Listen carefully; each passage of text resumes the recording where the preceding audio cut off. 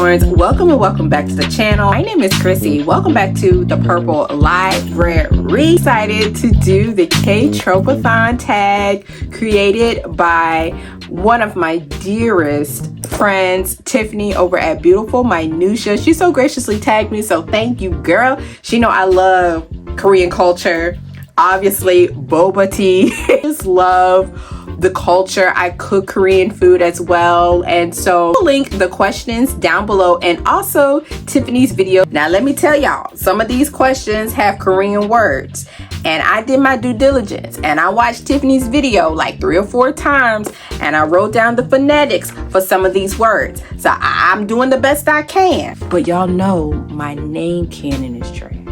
I'm going on in faith. Question 1, IBS, a book that gave you a stomach ache from embarrassment or stress. Start with a hot take today. Fourth Wing.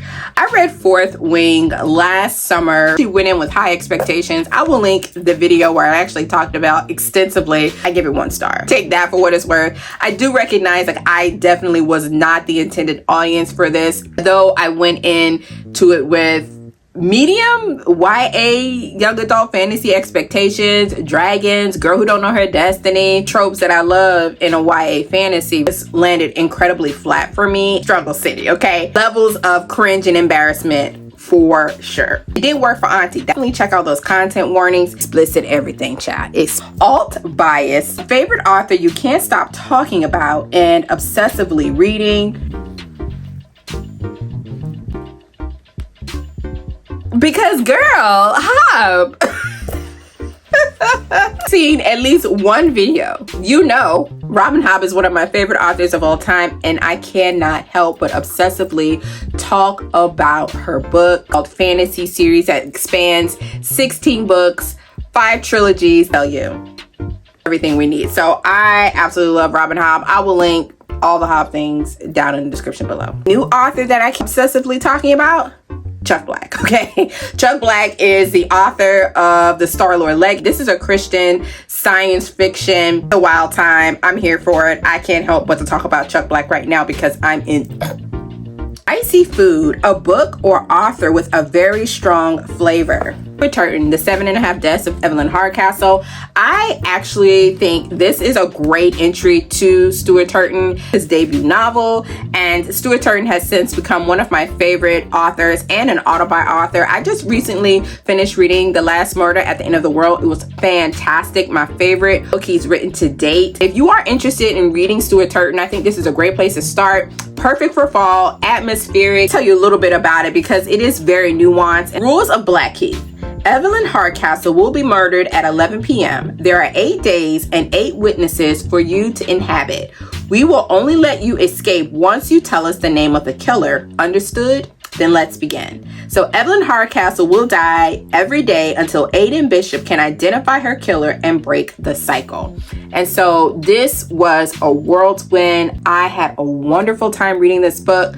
Genre bending, all the things. Very, very strong flavor. And to this day, I still don't know what genre this book is. Healing. A book that you found emotionally healing. I talked about this book on my channel for a long time, but it's one of my favorite books of all time. Educated by Tara Westover. This is a memoir following the life of Tara Westover and her life living in the mountains of Idaho and her pursuit of education, of actual education and the education of herself. And this book literally was so healing for me. I saw a lot of my own life's journey mirrored in this story, and that was so transformative for me. There are very hard things that happen here, very tragic things that happen in Tara Westover's life, but she is an overcomer, and that is incredibly evident in her story, in her testimony, you know, and I just found such peace and healing from that. And so we do for a reread. Maknae, coming of age story. I actually read this earlier this year and it was so precious. It follows a little brown girl who don't know how to swim.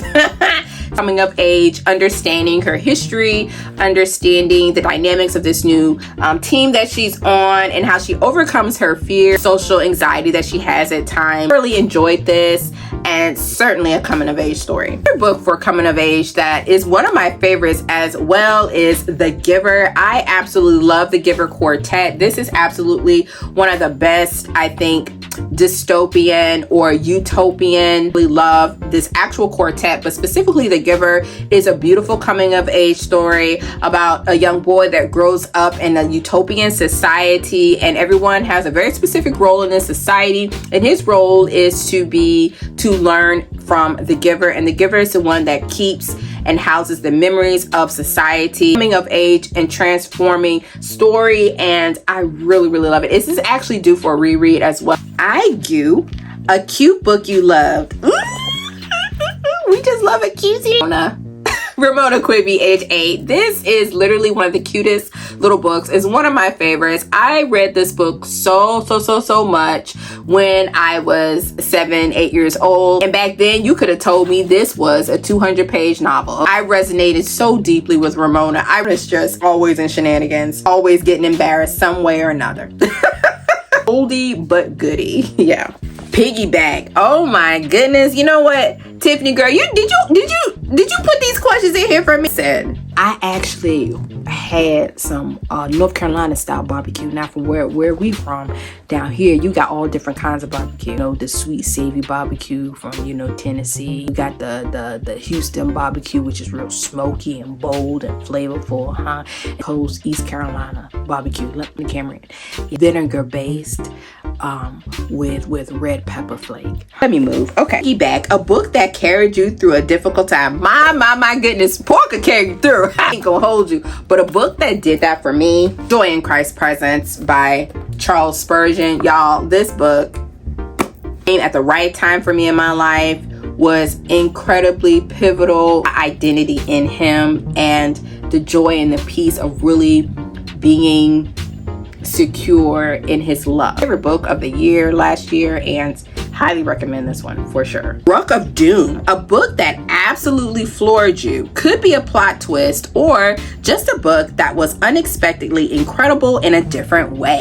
Elantris by Brandon Sanderson. I've written a lot of Brandon Sanderson books, not all of them because there are so many. The consensus I heard about this book was that it was his first published work and that it's not as good as all the others. I read a few of his Cosmere novels before I got to this, and so I was familiar with Brandon Sanderson's writing. But when I got to this, y'all, this was so surprising. And I think this is probably his most underrated work, in my opinion. And I was thoroughly impressed, blown away by the ending, how it ended. Hinterland was actually invented here, and boy, did he take you on it's just a ride. I was here for it. I said, this is what I need. Fantastic. I gave this 5 stars. And Narcolepsy, a book that put you to sleep. A book that put me on the snooze. That had to be The Lincoln Highway. Listen, I can't even tell you what this book was about. I just know from my memory, there were just got wrongly accused of stealing, I believe, and he went to prison, but then his father passes away and it's just the kids, and they got to figure out a way to get back to New York. So they figure out a way to like hitch a ride on the Lincoln Highway. I was on the snooze. Okay, so there's that. If you like the Lincoln Highway, let me know. I'm just saying it just didn't work for me. I think I gave it 2.5, 3 stars if I remember. Put your girl out. Okay. Joseon, a book you recently read that is set in the past. Recently read Agnes Grey by Anne Bronte. Definitely a classic. I recently read this, and fitting enough, this is one of Tiffany's favorite books. She talked so highly about Agnes Grey last year. I was in a chokehold. I need to know, and I'm so glad I read it. I actually buddy read it with Kelly, and we had a fantastic time. My first Bronte classic, specifically Anne Bronte. Fun time. Those Children is bad. This young woman goes to be a governess for different families in the local area where she lives. I'm just saying, them children was bad. and there was nothing to be done. Like, it was much given, you know. Love the slow burn romance here as well. It was so beautiful and realistic, and yeah, this was a beautiful time. I had a great time. Meetcute, a book which you have a fun story to share, how you found it, what you thought about the cover versus the content. Pawn. Okay, so I have not read this book.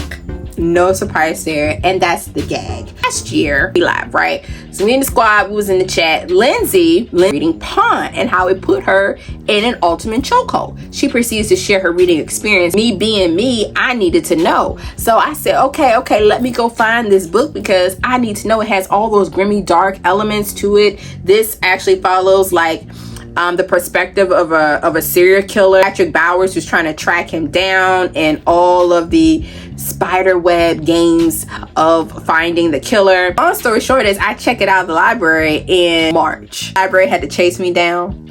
When I tell you they had to chase me down for that book, I kept that book to the end of September. Did I have fees? Eventually I did. I bothered. I'm going to read this book, and it literally sat up here for almost how many months? Finally returned it because I said, you know what? You're really not going to read this book. Did the chat troll me? Absolutely. Was they asking about where I was at in Pawn? Absolutely. Running gag. Chrissie is never going to read Pawn, to the point where Christmas comes around and I was gifted Pawn. Thank you, Amanda. I get this for you so then you can also attempt to not read it. And I haven't read it yet. Book or a book which Korea influenced you to pick up. Burying My Soul by Taryn Blake. This is an indie self-published book of short essays by Miss Taryn Blake, and it was her life in South Korea, in Seoul, South Korea. And of course, it was a little brown girl on the cover who absolutely in 2008 was all about the K-pop. And so this actually goes back into time, and she spent I believe 4 or 5 years in South Korea, and her shenanigans with K-pop stars at the time, her faith experiences. And what was so surprising for this is that she was a local author to my area, and I had a chance to meet her and tell her how much I absolutely loved her book. To see a brown girl on the cover of the book and be so obsessed with Korean culture and K-pop, like, how did we meet? Let me know. So I highly recommend this. I can't express. Please read this book. Please read this book. It's short essays. They're funny, reflective, full of faith, and and shenanigans. I mean, she gets into drama. She gets into drama. She does a fantastic job exploring the full depth of her experiences, even with culturally and racially and societal classes, and just that experience in of itself was just so flushed out and so engaging to read on page. Her writing is beautiful. Highly recommend. Yeah. Last question. Ktrope, a book that you would recommend as perfect for KTROPEATHON. XOXO is literally, in my opinion, just the epitome of a K-pop drama. And I'm still in the search to find a really good K-pop drama. So if you have some that you enjoy, down below. But XOXO, I read this last year. It's one of my favorites. I gave it 5 stars. It's a YA romance. Like, who am I? Like, highly thinking about this book because it's so precious. It's so much fun. It's secret romances. A girl falls in love with a K-pop star. That's all we need to know. I want to read called ASAP. Follows 2 other characters that are in this as well. I can get to this soon. I would really love to read it soon. This is just so good. Start here, and you'll be fine. This is your nonfiction option. This is your fiction option. Just these 2. Start here. Tag some friends. So I would like to tag Jane, Celestia, Chatty, Betsy, and Reese. Free everyone to do the tag. Make sure you tag Tiffany down below. This was so much fun to actually look through and see what books I haven't talked about as much on my channel, if at all. I actually want to have a boba tea now. Free to answer the questions down below. And remember, the Lord has come to give you life more abundantly. I pray you walk in the abundance and the peace of the Lord. May the Lord bless and keep you. May his face shine upon you. May he give you hope and peace past and the times ahead. Thank you so much for watching. Thank you so much for being here. I'll see y'all in the next one. Bye.